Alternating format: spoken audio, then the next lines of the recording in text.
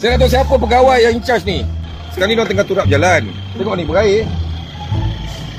Lepas tu kau nak taruh premix ni. Mana boleh lekat? Ni macam ni nampak? Nampak? Boleh lekat tak? Ni nak taruh ni lori. Ni nampak? Dia dah tarik ni. Ni. Mana boleh lekat? Dia nak tarik. Memang pecah lah jalan ni. Siapa kontraktor ni? Ni, kontraktor cak ayam ke apa? Supervisor tak ada, penyelia tak ada, pegawai yang BDK tak ada. Mana semua? Nampak? Saya yang minta jalan ni repair. Nampak? Putih lagi. Tak sapu minyak berapa banyak ni, curi berapa banyak ni. Tengok. Tak ada gam lah. Apa nak curi minyak? Mana dia tahu dia? Yang ini pun, lepas saya tegur baru nak buat ni. Nampak? Mana dia lekat bos? Taruh minyak mana?